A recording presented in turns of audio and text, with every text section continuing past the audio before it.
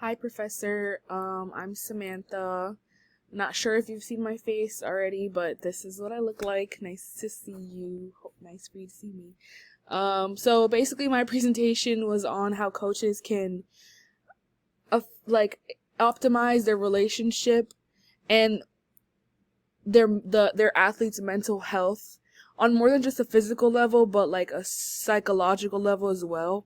So the entire PowerPoint is going to include just psychological methods compared to physical methods like training practices and workouts and things like that. So, athletes have a lot of different types of stressors.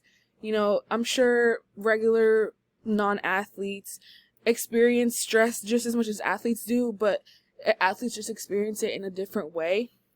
So some stressors that athletes include competitive stressors such as injury, fear of re-injury, pre-game anxiety, performance expectations, issues with their former technique. Like this can make them very vulnerable and make them feel insecure, which can affect how they play.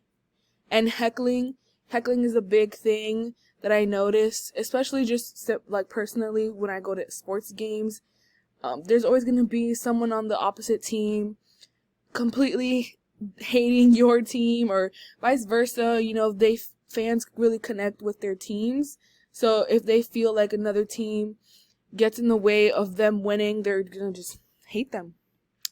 So another type of stressor includes organizational stressors. So by organizational stressors, I mean like their team dynamics, like their organization. For example, in basketball, we have the Heat. In baseball, there's the Yankees. So that's what I mean by organization. So training issues, that also includes members within their organization. Training would obviously be controlled by, coaches or sports ATs and things like that. Conflict between the coaches or teammates, issues that you may have with the coach personally, or just things that you don't like, things you don't feel comfortable about. Most of the time, a lot of athletes can't do anything because they have contracts, especially in the higher level. Lack of support from their organization. If they try to express how they feel, most of the organizations don't really care. They just, want them for their money and who they are as an athlete, not who they are as a person. And then travel and accommodation issues. Travel and accommodation issues is mainly for lower level athletes, a lot of, or just athletes and teams who don't get as much attention as the other ones. For example, in the NBA, men's basketball compared to women's basketball, travel and accommodation issues is a big deal for women's basketball. They don't get the same accommodations as the men's do, unfortunately. And then there's personal stressors. Personal stressors include body image issues. This is very high in women, but men still experience it as well. Ongoing medical issues. Some athletes do perform with depression or physical diseases. Financial issues. Like I said, there's different types of athletes. There's lower level athletes, and then there's elite level athletes, professional level athletes. And then lifestyle change, and even then, professional athletes can experience financial issues. Lifestyle changes, something going on at home, things like that, personal issues. And then if they're a student athlete, this is a big thing, their balance between school and sports. School is its own job. So is being an athlete. So balancing those two as top of just everything that you're dealing with personally is a major stressor for student athletes. So stress can affect an athlete cognitively and emotionally. Some manifestations of stress includes difficult concentrating, anger, irritability. Your motivation is low. You're not gonna want to give it your all when you're actually performing or even at practice. And then it can affect your memory and your reaction time as well.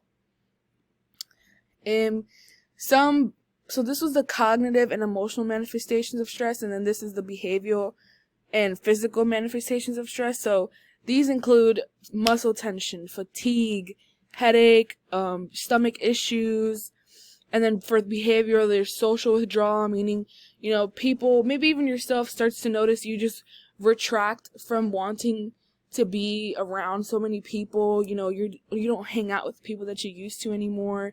You don't hang out with anyone at all. You'd rather be by yourself. And sometimes those are people's personalities, but everyone isn't like that. And when people start to notice that someone who used to never be like that starts to act like that, withdrawed, it's an issue. Changes in sleep, and then engaging in unhealthy coping mechanisms like drugs, alcohol, things like that. So there's ways that you can manage stress. There's other different ways, but the two that I saw that were most helpful as in the psychological aspect includes self-talk. Self-talk is something that we spoke about in class. It enhances your emotions as an athlete. Basically, when you talk to yourself and you talk positively to yourself about yourself and about what you can do and about who you are as an athlete, when you're feeling down and when you're feeling anxious and when you start to feel doubtful of yourself, putting those affirmations in your mind and putting that idea of yourself in your mind is going to physically show, which will then allow you to remain relaxed and focused. Imagery is a big thing in sports. It just involves visualizing what you want to be in a state that you're in. So for example, an example of imagery includes, before a game, an athlete is about to play one of the most hardest teams that they played. Every time they played them, they've lost by a point or two. And imagining that athlete on the court play, handling their play properly in basketball, seeing where they can go, seeing what they can do, seeing the moves they can do, will basically help them and tell them that they are in control of the situation. And by showing them that they're in control of the situation, it can reduce anxiety, increase their confidence, and then eventually enhance their focus, because they're focused on what they're supposed to be doing rather than what they've experienced in the past. So I included the types of coaching styles because I feel like it's important to know, if you're as a coach, what type of coach you are. Once you're aware of the type of coach you are, you can start to just adjust things as a coach. So I'll explain later. So the types of coachings include democratic. This is just simple, it's a balance between coach input and athlete input. The autocratic, basically the authoritarian type. They're in control of everything.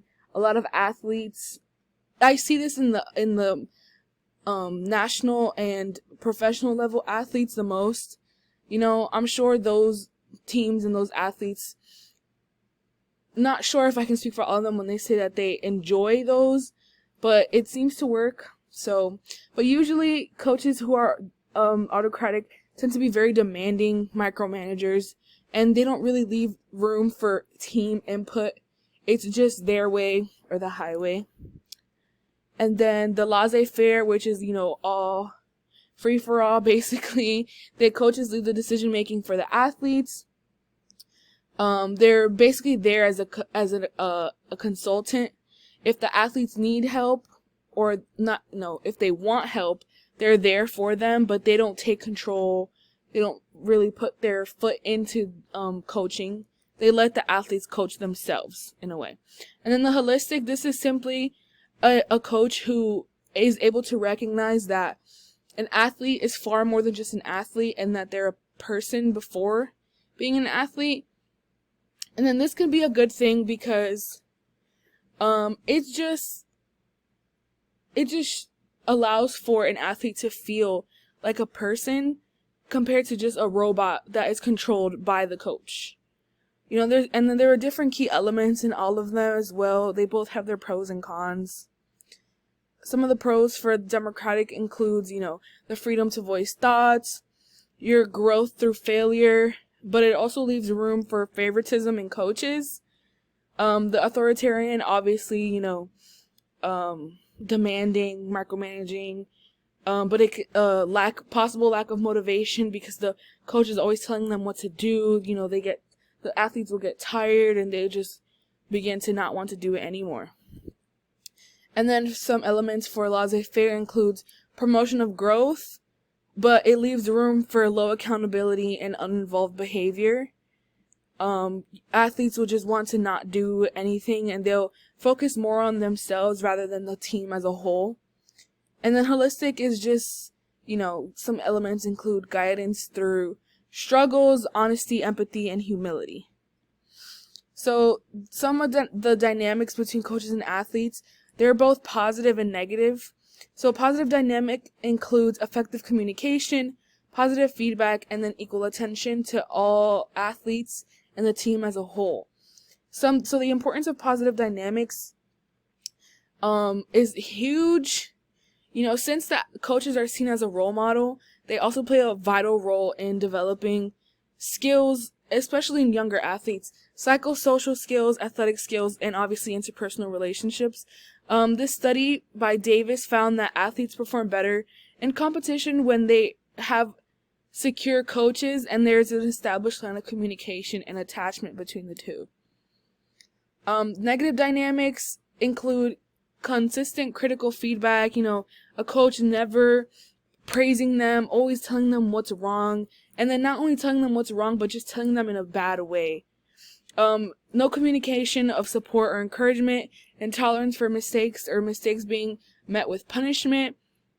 And the main thing that I saw while doing this research, the main issue is that a lot of the abuse that athletes face, whether it being physical, sexual, or vocal abuse, comes from coaches. There's another study that I found that out of 481 athletes living across the globe, not even just America, 40% of them reported some form of physical or sexual abuse from their coaches.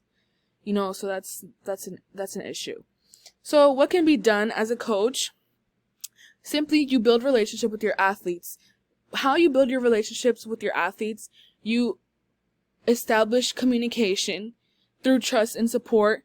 You show respect for the athlete by having optimistic expectations, no name calling, no negative comments, and if you do have anything bad to say, they have to figure out a way to say it without coming off as rude. Goal setting, you set goals with your teammates or the athletes individually. And then relaxation techniques.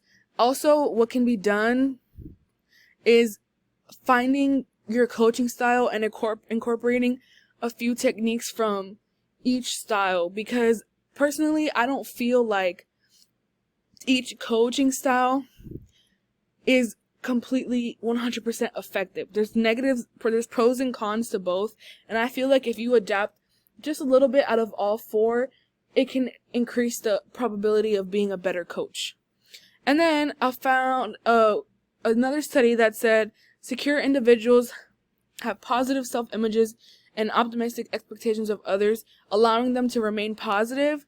So if you're a coach who's comfortable with themselves as a coach, confident in themselves as a coach, this will backfeed into how you are as a coach and how you treat your athletes. So how can it be done? Simple. You develop a deeper understanding of the role between athletes and psychological methods.